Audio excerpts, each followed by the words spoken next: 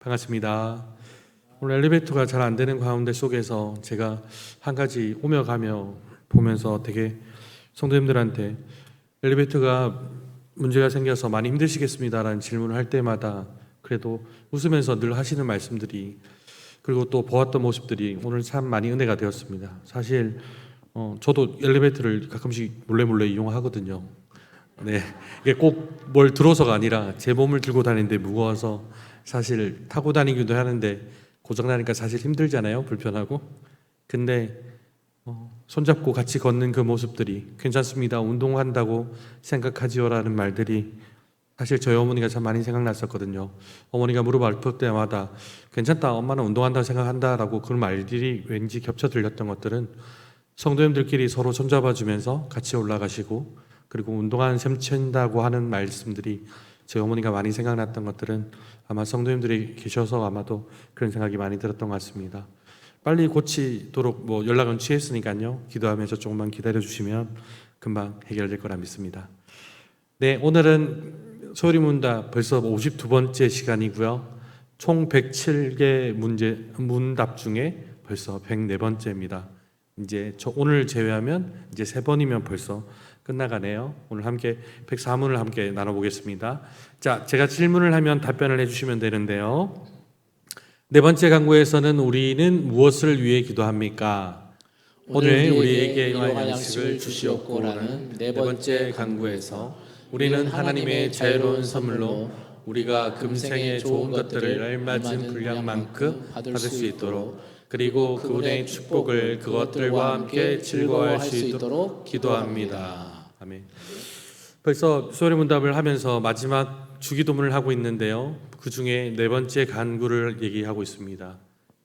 우리는 무엇을 위해 기도하냐고 했을 때 오늘 우리에게 일용할 양식을 주시옵고라는 얘기를 나눌 건데요, 우리 주기도문을 외우다 보면 이 일용할 양식에 대해서 많이 생각을 하게 되잖아요.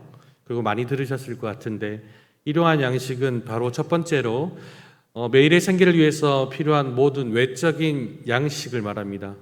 창세기 28장 20절 하반절 말씀에 나를 지키시고 먹을 떡과 입을 옷을 주시어라고 구절이 기록된 게 있습니다.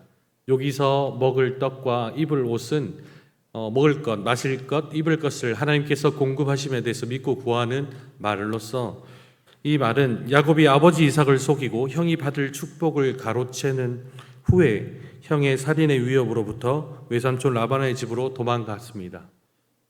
그 도망하던 중에 길에서 잠을 자던 중에 꿈에서 꼭대기가 하늘에 닿은 사닥다리 위에서 하나님께서 음성을 듣게 됩니다.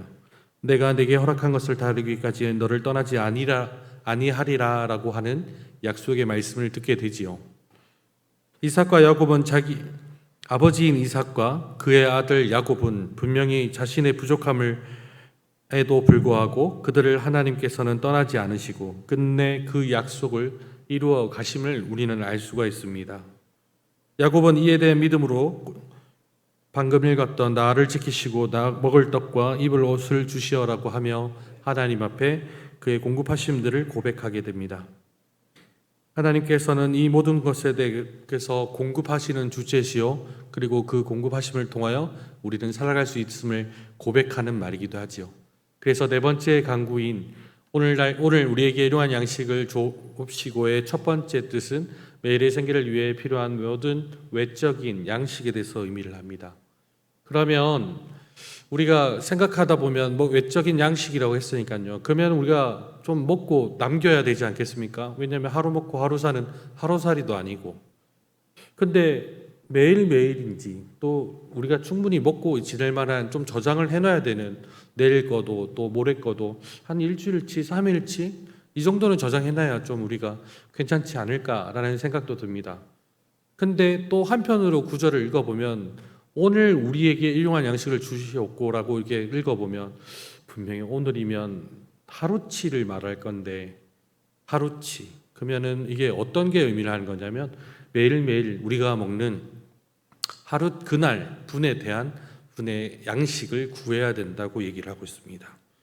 이 하루치에 대한 양식을 구하는 것은 이 마태복음이 기록했었던 그 당시 1세기 당시에는 유대 사회에서는 하루치 먹을 양식을 확보하는 자체가 무척이나 어려웠습니다. 지금처럼 유통이 잘 되어서 여러 가지 음식들을 저장해 놓는 것도 제한이 됐었고요. 그리고 그런 저장을 하기에는 또 생계가 또 어려운 사람들이 많았었기 때문에 그래서 저장을 위한 양식을 쌓아 놓는 자체가 무척이나 어려웠던 것입니다. 특히 날품팔이, 농부, 가난한 자들에게는 내일의 생계가 한 치 앞도 알 수 없는 상황이기도 했습니다.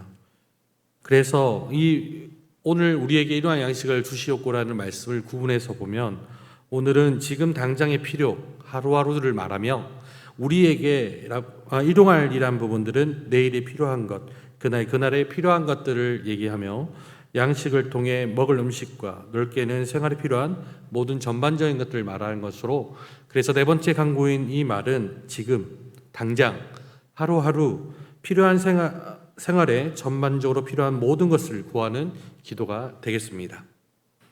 그러면 이 외적인 양식에 대해서 또 말씀에 예수님께서 말씀하신 것을 기록된 걸 보니까요. 마태복음 25장 26절에는 다음과 같이 기록되어 있습니다. 우리 같이 한번 읽어볼까요? 시작. 그러므로 내가 너희에게 이르노니 목숨을 위하여 무엇을 먹을까 무엇을 마실까 몸을 위하여 무엇을 입을까 염려하지 말라. 목숨이 음식보다 중하지 아니하며 몸이 의복보다 중하지 아니하냐. 공중의 새를 보라. 심지도 않고 거두지도 않고 창고에 모아들이지도 아니하되 너희 하늘 아버지께서 기르시나니 너희는 이것들보다 귀하지 아니하냐. 아멘. 오늘 이 말씀은 예수님께서 염려하지 말라고 우리에게 얘기하고 계십니다. 공중의 새, 그리고 우리가 읽진 않았지만 이 뒤에 기록된 들의 백합화, 그리고 오늘 있다가 내일 아궁이에 던져지는 들풀보다 귀한 우리들에게 염려하지 말라고 하십니다. 우리에게 먹을 것뿐만 아니라 모든 것들을 공급하신다는 예수님의 그 귀한 말씀을 기록하고 있습니다. 그러면 이 일용할 양식은 우리가 도대체 매일의 양식을 구하는데 그러면 얼마나 구해야 될까요? 잠언 30장 8절 하반절부터 9절까지인데요. 제가 한번 읽어볼게요. 나를 가난하게도 마옵시고 부하게도 마옵시고 오직 필요한 양식으로 나를 먹이소서. 혹 내가 배가 불러 하나님을 모른다. 여호와가 누구냐 할까 하오며 혹 내가 가난하여 도둑질하고 내 하나님의 이름을 욕되게 할까 두려워함이니이다 라고 말씀을 하고 있습니다. 얼마나 구해야 된다는 기준들이 참 애매합니다. 매일의 양식들이 저처럼 많이 먹는 사람도 있을 테고 또 조식하는 사람도 있을 거고 그리고 우리 가족 구성원이 저처럼 혼자 1인 가족인 사람도 있는가 반면에 또 배우자와 단둘이 또는 가족들이 몇 인의 가족들의 그 양들이 있는데 그러면 그 구하는 양이 얼마나 돼야 될까라는 그 애매한 속에 잠언을 기록했던 기자는 다음과 같이 고백을 합니다. 그러다 보니 이 잠언을 기록한 기자는 이 말씀이 어쩌면은 우리의 고백들이 되기를 소망합니다. 우리가 하나님한테 구하는 게 참 많죠. 때로는 내 재정적인 부분이나 또는 내 삶에 또 내 주머니에 채워지는 부분들이나 또는 내가 또 입에 들어가는 부분들 또 어떤 분들은 건강을 필요하기도 하고요. 또 내 아이들의 내 자식들의 또 손자 손녀들의 우리 가족들의 건강을 염려하기도 하고 앞으로 내가 나아갈 방향들에 대해서 구하기도 하고 참 많은 것들을 구합니다. 그런데 그게 어느까지인지에 대해서 생각을 해보면 이 잠언의 고백들이 어쩌면은 딱 우리에게 맞는 말이기도 합니다. 오직 필요한 양식으로. 왜냐하면 배가 너무 불러서 내가 하나님이 누군지를 모른다 그럴까? 또 가난하여서 내가 다른 사람 거를 도둑질하여서 하나님을 욕되지 않느냐 할까라는 생각들을 하다 보면 우리의 구해야 될 것은 우리에게 딱 필요한 만큼만 욕심 부리지 말고 정말 하나님께서 우리에게 허용하신 그 정도만 구하는 것이 오직 맞지 않을까 싶습니다. 그러면 일용할 양식에 대해서 우리는 그럼 어떠한 자세를 가져야 됩니까? 우리가 매일 구해야 되고 또 이렇게 하나님한테 또 필요한 만큼만 구한다고 했는데 그럼 우리는 어떠한 자세로 이 이러한 양식들을 되돌아봐야 되는지 한번 생각해야 되지 않겠습니까? 디모데전서 4장 3절에서 5절 말씀인데요. 제가 한번 읽어보겠습니다. 혼인을 금하고 어떤 음식물을 먹지 말라고 할 터이나 음식물은 하나님이 지으신 바라 믿는 자들과 진리를 아는 자들이 감사함으로 받을 것이니라. 하나님께서 지으신 모든 것에 선함에 감사함으로 받으면 버릴 것이 없나니 하나님의 말씀과 기도로 거룩하여짐이라.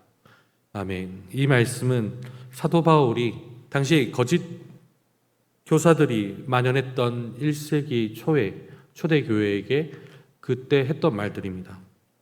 이 초대교회의 거짓 교사들이 주장했던 것 중에 하나가 결혼이나 음식과 같은 창조 실설을 부정하거나 금지하는 주장들을 했습니다.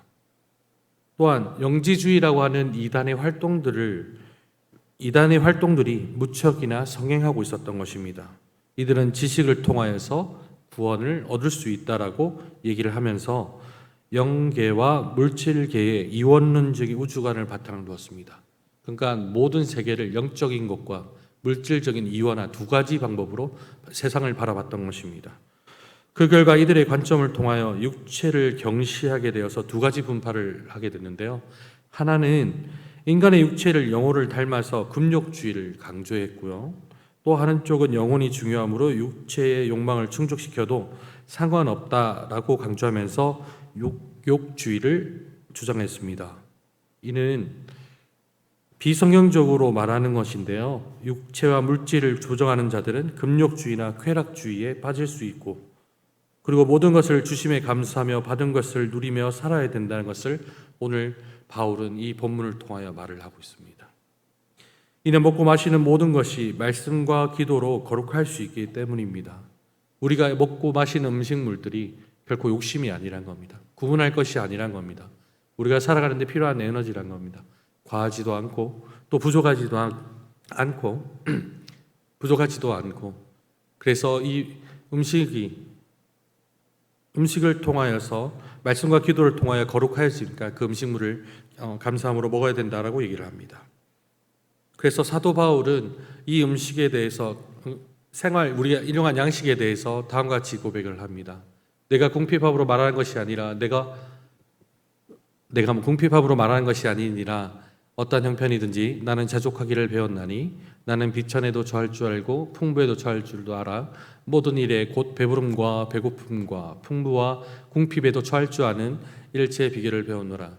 내게 능력 주시는 자 안에서 내가 모든 것을 할 수 있느니라. 사도 바울은 이 당시 분병이 감옥 안에 있었습니다. 감옥 안에 있으면서 사실 우리가 13절 말씀을 보면 내게 능력 주신 자에서 모든 것을 할 수 있다 그래서 능력 주시는 그 주님의 힘으로 모든 것을 할 수 있다는 그 앞 구절에는 다음과 같이 기록이 되어 있습니다. 사도 바울은 하나님의 말씀 복음을 전하는데 매도 맞기도 하고요. 사람들에게 비난을 받기도 하고요. 사도라는 그 직위에 대한 의심을 받기도 하였습니다. 왜냐하면 그 사람은 그 누구보다도 예수 믿는 사람들을 핍박하는 데 제일 먼저 섰던 사람입니다. 우리 스데반 집사님의 순교 현장에 청년 사울도 그 현장에 있었던 것을 우리가 기억해야 됩니다. 그렇게 했던 사람이 갑자기 복음을 전한다니 얼마나 두려웠겠습니까? 근데 이 사람이 복음을 전하다가 지금 감옥에 있는 상황에서 다음과 같이 얘기를 합니다. 난 궁핍하기도 했었고, 그리고 가난하기도 했었고, 그리고 풍부하기도 했었고, 그러나 이 모든 것들은 자급자족하면서 스스로 또 얻는 일들을 통해서 스스로 먹을 걸 확보를 했었고, 무엇보다도 그리스도 안에서라는 주 안에서 이 모든 것을 할 수 있다라고 고백을 합니다. 내가 이 모든 것을 할 수 있었던 것은 내가 자족한 게 주 안에서 모든 것을 할 수 있다는 겁니다. 어느 상황들이나 내 힘과 내 능력이 아니라 주님 안에서 주시는 능력 안에서 내가 모든 것을 할 수 있다는 것들을 고백을 통하여서 우리는 일용할 양식에 대해서 스스로 구할 줄 알아야 되고, 또 능력 주시는 그 하나님의 힘으로 그 공급하심들을 우리가 감사함으로 가져야 되는 삶이 되어야 될 것입니다. 우리가 살다 보면 참 많은 것들을 고민하고 생각하게 됩니다. 일용할 양식들이 얼마나 필요한지, 얼마나 구해야 되는지 참 구할 것도 많죠. 아까 말씀드렸던 건강을 구하기도 하고 또 물질을 구하기도 하고요. 또 때로는 내가 앞으로 나갈 방향들에 대한 것들을 구하기도 합니다. 물론 다 구해야 됩니다. 구하는데 그 구하는 것들이 얼마나 그리고 어디까지라는 부분들에 생각을 해보면 우리가 정말 다시 한번 더 돌아봐야 될 것들이 하나님께서 우리에게 허용하신 범위가 어디까지인지, 하나님은 우리에게 다음과 같이 얘기를 하십니다. 더 욕심 부리지 말고 매일매일 구하라고 얘기하십니다. 결국 하나님과 늘 동행하는 삶을 살면서 하나님께서 그 공급하시는 힘을 믿고 나가길 소망합니다. 이스라엘 백성들이 40년 동안 광야를 걸을 때 어디 성경에 굶어 죽었다는 이야기가 있습니까? 그런 얘기 없습니다. 만나를, 배가 고프면 만나를 주셨고요. 단백질이 필요하다 그래서 메추리를 주셨고요. 목이 마르다 그래서 물을 주셨고요. 근데 만나가 내려올 때 이스라엘 백성들 중에 일부 그런 사람들이 있었습니다. 분명히 먹을지만 하라고 했는데 더 욕심을 부렸던 사람들은 그 만나는 그 다음날 아침에 봤을 때 모두 먹을 수 없게 됐죠. 하나님께서는 우리에게 우리의 필요에 따라서 결코 굶어 죽이는 법 없습니다. 하나님께서 우리의 생명을 가지고 계시기 때문입니다. 하나님께 우리가 구하는 것들이 결코 헛되지 않습니다. 하나님께 구하십시오. 구해야 되고 엎드리십시오. 때로는 처절하게 하나님한테 매달리기도 하십시오. 때로는 그 하나님이 외면할 때도 있다고 물론 외면이라 생각할 수도 있죠. 그렇지만 하나님 입장이 되라고 하는 것은 너무 잔인하니까요. 근데 중요한 것은 그 정도 매달려야 되지 않겠습니까? 혈류병을 앓았던 환자는 예수님을 직접 만지면 부정한다고 아는데도 내가 옷깃만 만져도 나을 거라는 믿음 때문에 나았던 걸 기억하십시오. 그 주변에 있던 사람들 중에 문제 있었던 사람, 고민이 있었던 사람 왜 없었겠습니까? 근데 아무도, 심지어 그 옆에 있던 제자들도 예수님께서 여기 그렇게 나가는데도 그들이 아무것도 해결받지 못한 상황들을 보면 오직 그 여인만 해결받았던 모습들을 통해 남들은 부정하다 할지 몰라도 그는 고침받았습니다. 죄사함 받았음을 우리는 기억해야 합니다. 옷깃만 스쳐도 인연이라고 하는데 옷깃만 스쳐도 나았으면은 거기에 죄사함까지 완전 땡 잡은 거 아닙니까? 우리 그런 믿음들이 또 그런 신앙들이 돼야 되지 않겠습니까? 늘 공급해 주신 하나님이 설령 굶겨 죽이시겠습니까? 하나님 믿는 자녀들을 설령 모른 채 하시겠습니까? 모른 채 하시더라도 우리가 손을 안 내밀어서 그렇지 하나님이 여전히 우리에게 손을 내미시며 미소를 지으며 기다리고 계실 것입니다. 기도하겠습니다. 하나님 아버지 감사합니다. 하나님 오늘 우리에게 일용할 양식을 주신다는 그 말씀을